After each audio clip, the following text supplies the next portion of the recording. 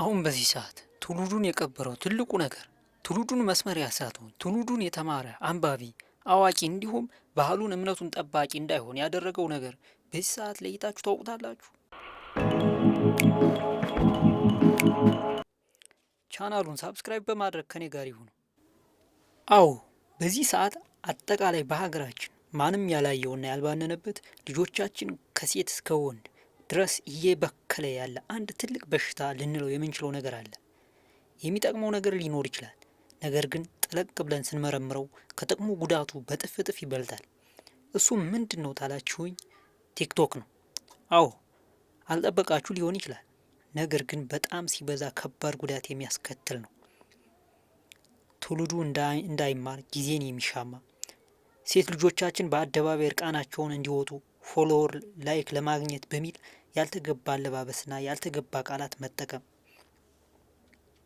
ፎሎወር ላይክ ለማግኘት ሲባል ያልተገባ ድርጊት ማድረግ፣ በዚህ መሀል ደግሞ ተመልካቹ መስመርን ያስታል። መጽሐፍ የማንበቢያ ጊዜ፣ ከቤተሰብ ጋር ከጓደኛ ጋር የመጫወቻ ጊዜ ሙሉ በሙሉ በቲክቶክ መያዝ። ምክንያቱም በጣም ብዙ ነገርን በቀላሉ ማሳየት ስለሚችል ለአእምሮ አያሰለችም። ለረጅም ሰዓት ስሜትን ተቆጣጥሮ መያዝ ይችላል። መጽሐፍ ማንበብ ብንወስድ 1 ሰዓት ያለማቋረጥ ብናነብ አእምሮአችን በቀላሉ ይደክመዋል።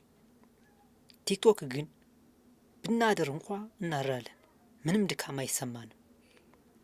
ስለዚህ በእያንዳንዱ እንቅስቃሴ ልጆቻችንና ራሳችንን ካልተቆጣጠርን መጨረሻው ያማረ አይሆንም። እርግጥ ነው ቲክቶክ ብዙ ጥቅሞች ሊኖሩት ይችላሉ። ለምሳሌ ምርቶቻችንን ወይንም ኩባንያዎችን ለማስተዋወቅ፣ የተለያዩ ገንዘብ ለማፍራት ወይንም ዝናን ለማትረፍ ሊጠቅም ይችላል። ግን ከጀርባ ብዙ መዘዝ ይዞ እየመጣ ነው። ምሳሌ እንደምታያቸው ሴቶች፣ በተለይ ሴቶች ላይ በጣም የተጋነነ ችግር እየፈጠረ ይገኛል። የሀገራችን ባህል ወጋችን እያንዳንዱ ነገር እየተበረዘ በአውሮፓውያን እየተዋጠ ይገኛል። ይህ ደግሞ በጣም አስፈሪ ነው። በጣም አስፈሪ ደረጃ ሊደርስ ይችላል።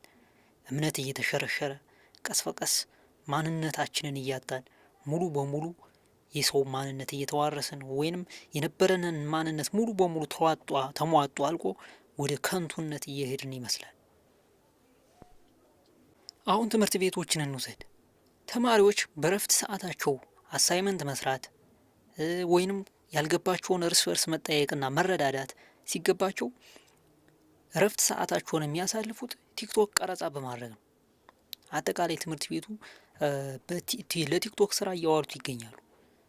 መምህር በሌለ ሰዓት ክላስ ውስጥ በመዳነስ በመዝፈን እንዲሁም በመደባደብ አጉልቀሎችን በመቀላለድ የተለያዩ ነገሮችን ለቲክቶክ ለመፈመስ ሲባል የተለያዩ ነገሮችን እየሰሩ እርስ በርሳቸው ምንም አይነት ለውጥ ላለማሳየት እየሰሩ ይገኛሉ። ስለዚህ በጣም ጥንቃቄ ያስፈልጋል። በተለይ ትውልዱ ላይ በጣም አስቸጋሪ ነው። አንድ ቲክቶክ ማየት የለመደ ሰው አይምሮ በአንዴ ብዙ ነገርን የማያሰለች ነገር ማየት የለመደ ሰው መጽሐፍ አንብብ ብትለው በምንም አይነት አንግል ሊያነብ አይችልም። መጽሐፍ ማንበብ ቀርቶ ፊልም እንኳን ቁጭ ብሎ ለረጅም ሰዓት ፊልምን የመስራት ፕሮባቢሊቲ አይኖረው። በቲክቶክ ብዙ የሚጠቅሙ ነገሮችን ወደ አይምሮአችን የምናስገባ ወይንም ምንም ማርበት ቢሆንም ነገር ግን በዛው ልክ ደግሞ የማይጠቅሙ ነገሮች ወደ አይምሮአችን መግባታቸው አይቀርም።